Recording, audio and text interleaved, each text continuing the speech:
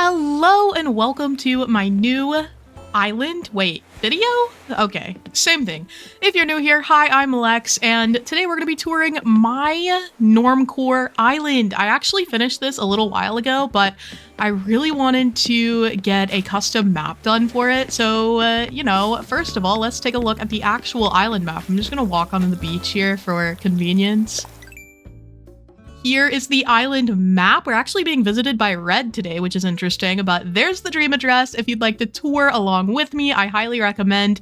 And yeah, this is the vibe. I have not used any custom designs here. Numenor is a nostalgic normcore themed island with all cats, as you can see. So yeah, lots of in-game pathing, a lot of nostalgic 2020 era builds that I've done, and I'm really excited to showcase it. So let's get into it. Wait, this is me, but later, because I totally forgot to do a flyover, so you're about to see that. Here's my island flyover. I feel like it's so essential for a 2020 vibe Animal Crossing tour. I hope you like it type stuff.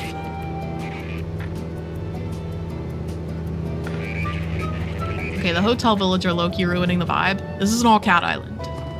Okay, so starting right here at the airport, I just have a cute little spot for waiting. I have the retro transportation stop here because it looks so cute. I will note that even though I wanted it to be nostalgic, I did use some of the items that came in with the 2.0 update because I think they're really neat.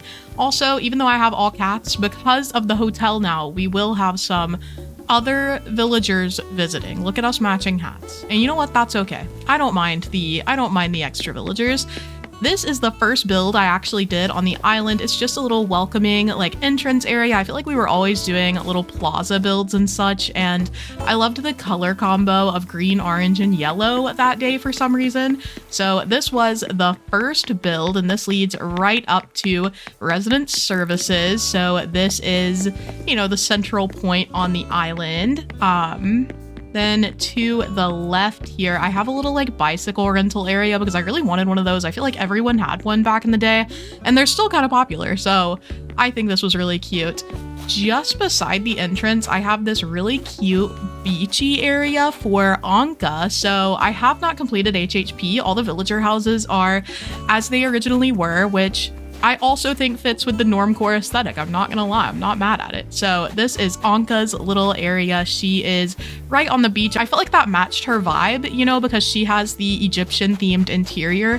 So, sand, I don't know. That was how I drew the connection. But she just has a very simple little beach. Beaches are like the bane of my existence for decorating, but I tried my best. I feel like this area is kind of cute. A little like Cosmo shower.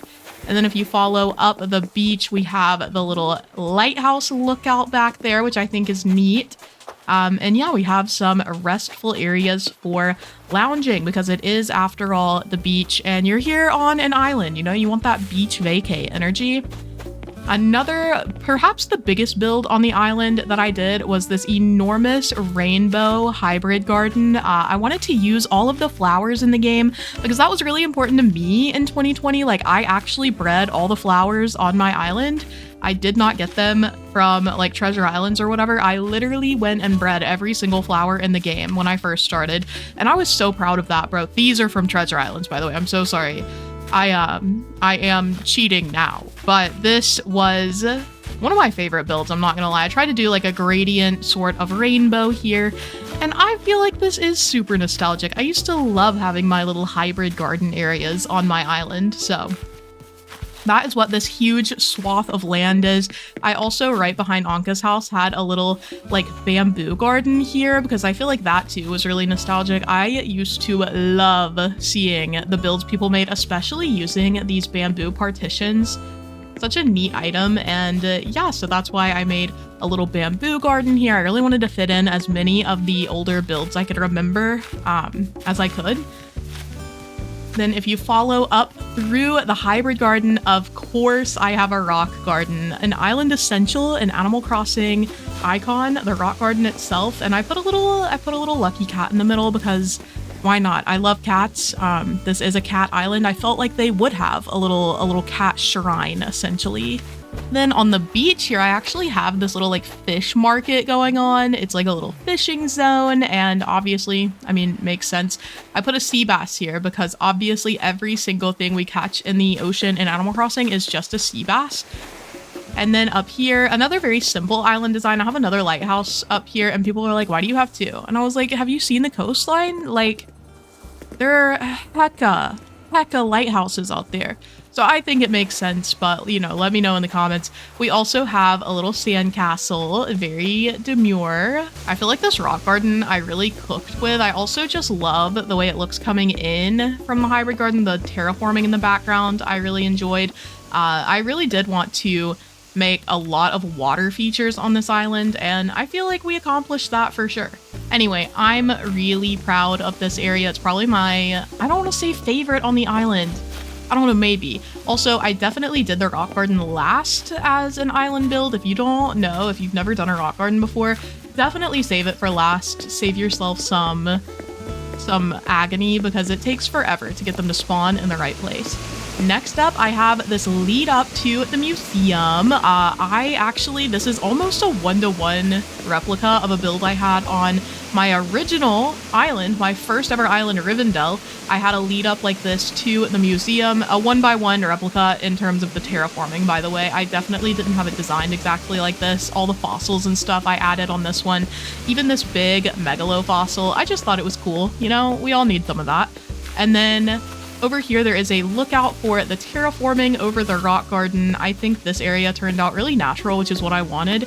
If you missed my live streams where I was designing this island, we did have some drama with fossils, so I made a little fossil dig site complete with dino poop because one of my viewers brought over a ton of fossils for me. I was trying to actually complete my fossil collection with fossils organically found, and they turned out to all be coprolite. It was like 2/3 of the fossils that my viewer brought were coprolite, which if you didn't know is the dino poop. So we had a saga where I was gifting villagers dino poop for days. So that was beautiful, and of course I had to include the dino poop here for the vibes. I have this little sunken waterfall to the side, and then of course just the museum entrance. Nothing too crazy. I wanted Blathers to have a really cute natural exterior though. I'm sure he'd be terrified to come outside given the bug models I've incorporated, but that's okay. We all make sacrifices. Then I have this statue garden, which I also thought was pretty nostalgic. I used to love seeing all the really neat designs people made for statue gardens, and I wanted to do one of my own. So there are various little statues in here that I thought were really cool, really pretty statues, especially the Valiant statue in the middle, of course. And then on this little ledge, I actually have another cat, and this cat actually gets to stargaze. So at night, this area makes more sense.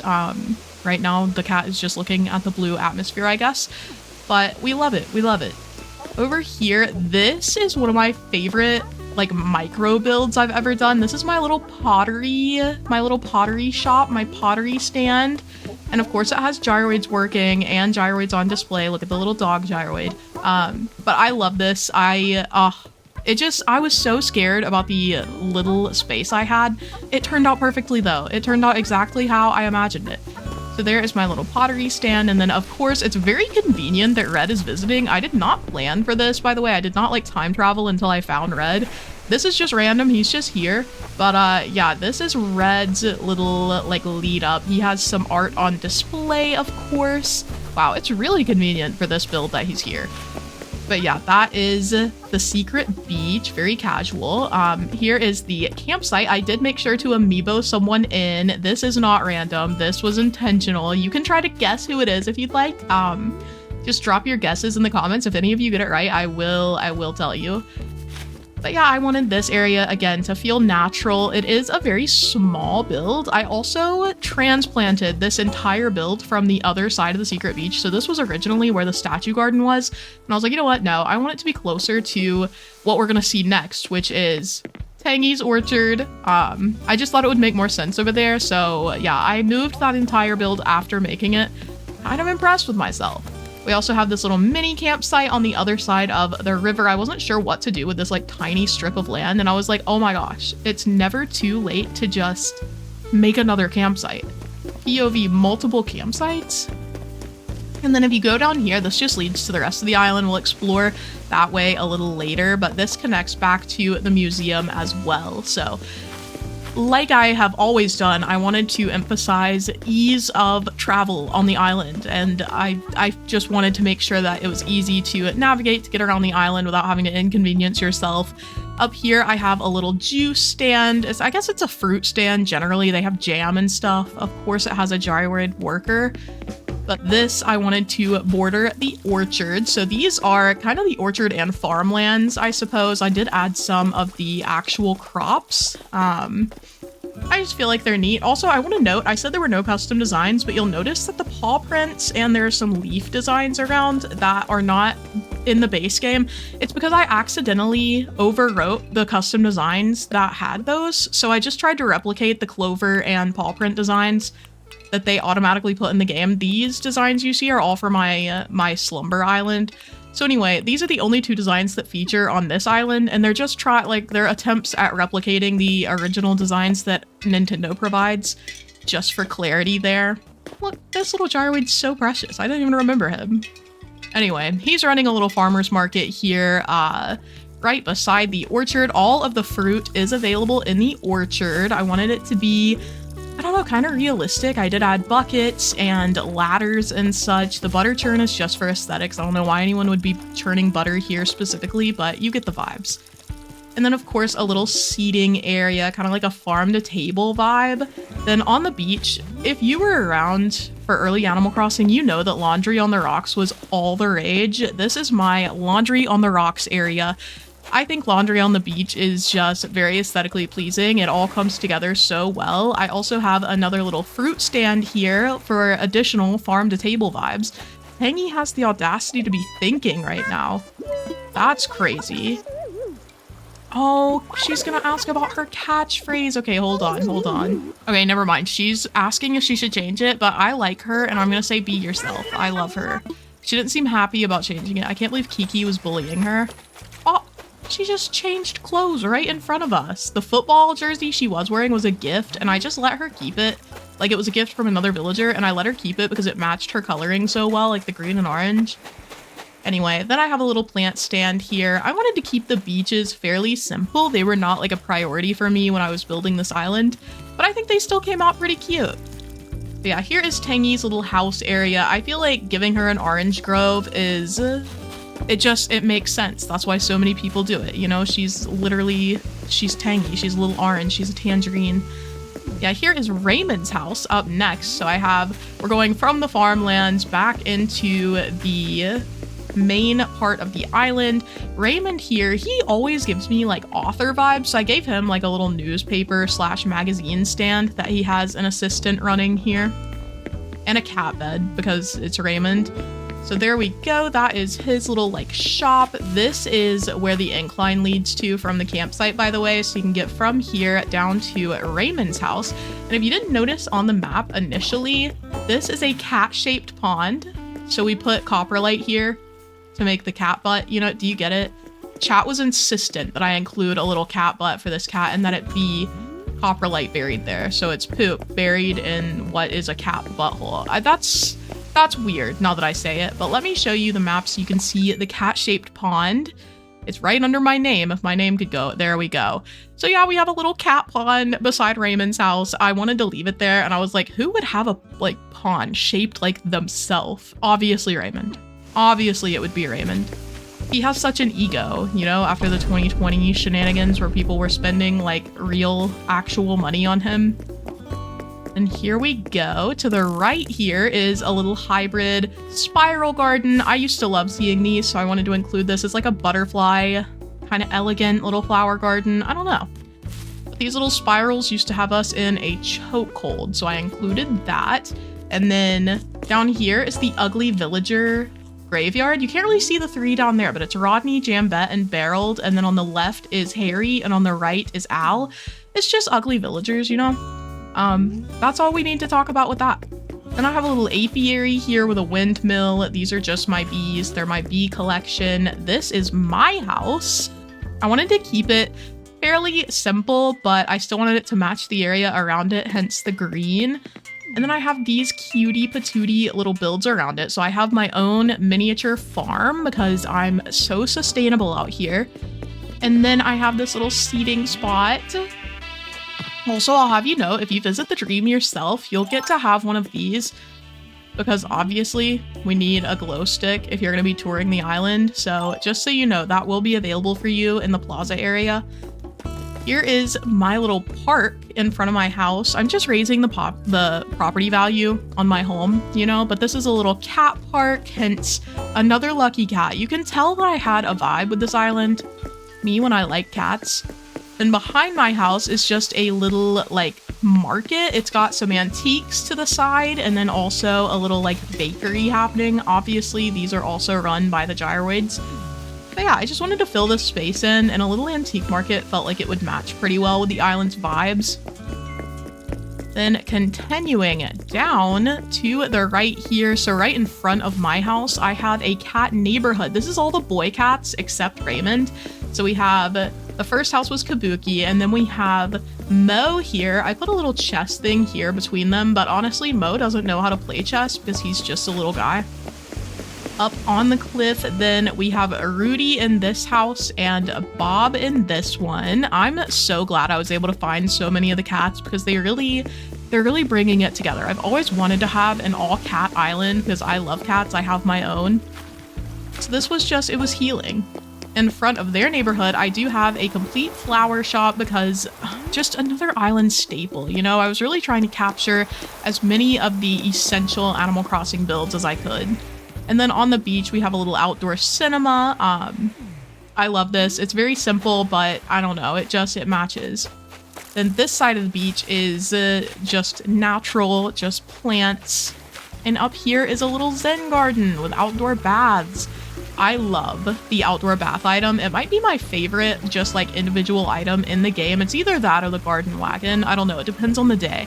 But I think these are so aesthetically pleasing. So we had to have some of them on my island, of course. Which, by the way, if you're curious about how any of this came to be, all of this island was made on stream. So you can see the live, like real-time building and terraforming and stuff if you want to. But this is some more terraforming I did. This is right at the river mouth. I wanted to end it pretty quickly because I still had a lot of buildings to place. So these waterfalls came in clutch, and I think I accomplished making the water feel like natural, not man-made. Then down here is Olivia's house. She is kind of fancy feeling. So we have her with her little purple setup outdoors, her patio. And then she has her own elegant little private beach here. And then you can cross over, and here is like the public beach area. So lots going on. This leads over to the pier, which I have not decorated yet because of the 3.0 update. So eventually I will perhaps get into designing the pier itself, but I didn't need to for my Normcore Island. You know, we didn't have the hotel in 2020, and I don't want you to point out any inconsistencies, like how we also didn't have some of my items, okay? We have a little beach bonfire out here. Then this just cute sitting area. Like I said, I wanted the beaches to be fairly simple, just kind of reminiscent of how I used to decorate them. Nothing too insane. I have a little like tea party going on here. And then up this way is just the flower shop and farm to table restaurant that we saw earlier. We're making huge progress here, chat. Huge progress. It's wild to tour your own island because it's like, it really makes you wonder, or not wonder, but think about how many hours you poured into designing and how quick it is to just run through it all. You know, like it takes maybe 20, 30 minutes to tour an island, and it takes months to put one together. It's crazy. Right here, there is a little like plant shop. I wanted Kiki to have her own little setup, so I just gave her that plant shop so she has something to do outside of her reading hobby. You know, I think her yard fits her pretty well. Then to the right, another build that was so essential to me on my first ever island was my pink diner that I had. This was also on my original island of Rivendell, so I wanted to recreate that. I just made, I don't know, I put together a little pink diner. I specifically remember using the terracotta pathing for my diner too. So this is just really nostalgic for me. It really helps that now we have like fries and stuff that I can put in here. This is, of course, run by cafe workers, not gyroids. These are professionals. They're diner employees. Then up here, so this was the little pathway to the beach, which I really love. By the way, I love walking through like tree overhangs.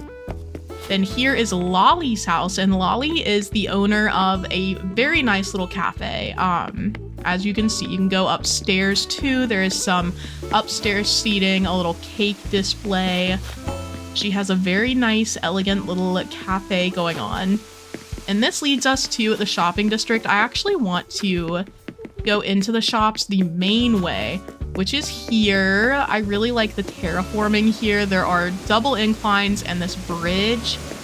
I really loved the gradient of fruit trees here with the matching flowers. Oh, one of my favorite builds on the island. So here we go. This is the Nook's Cranny side. So Nook's Cranny has a little display outside, you know, the usual.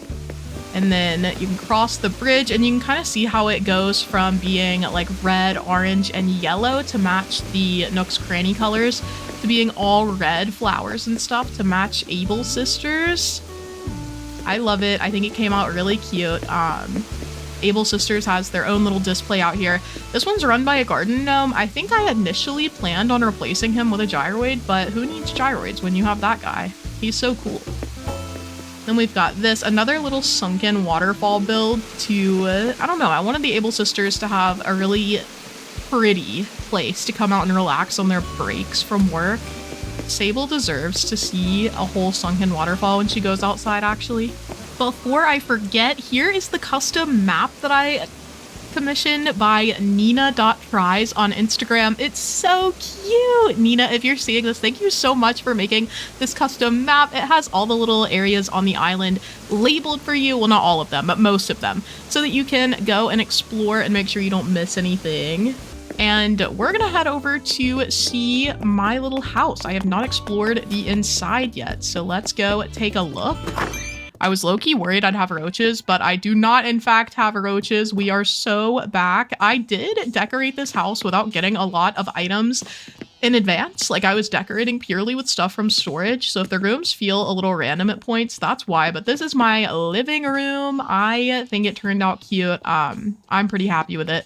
And then everyone argues about where different rooms belong. I think this right room should be the bathroom. So this is my little moody bathroom I designed. I definitely wanted it to be blue themed, but I didn't have a ton of blue items, so we did our best here. I absolutely love the little like rainy exterior area, even though you can see right here that it's sunny and daytime. Let's just not look at that. So anyway, this is the moody little bathroom that I have. This house is also kind of a replica of my original Rivendell vibes because my back room there was a little study. So I wanted this to be a study too. It doesn't look the same at all. But this is my office space, complete with a little dog, which of course I should now replace with a cat plushie since we have those. To the left here is my kitchen. The kitchen is so random. I was running out of furniture, but it works. It's a functional kitchen. We just don't have a refrigerator. And then upstairs is really dark because it just looks better with the lights off, but so you can see it, I'll turn the lights on for you. I used the Imperial furniture because, again, that's what I used on Rivendell, so it just felt really nostalgic. I loved this furniture set when Animal Crossing first came out. It's so beautiful. It's so elegant. So yeah, that's how I made my room. Of course, I have a little cat in here because duh. And yeah, I just think it looks really neat and moody with all the lights off because the wallpaper really shines. So that's what we're doing. I also do actually have 2 photos on this island so far. I have Kiki and Kabuki's. It's because I gifted them so much dino poop. So of course they're featured in here. And last but not least, my favorite room in the house is the arcade. I put my whole being into this because I loved seeing the arcade builds people did back in the day. So I wanted to make a little arcade in my house. So the basement is my rec room, but it's actually just a fully functional arcade complete with all the bells and whistles, you know, everything you could need from an arcade. But yeah, this has been my Normcore Island. Thank you so much to everyone who popped into streams to see this island coming together. Definitely let me know in the comments if you had a favorite build on the island or if you liked a specific like theme or item that I used, I would love to know. And yeah, thanks so much for watching. Bye!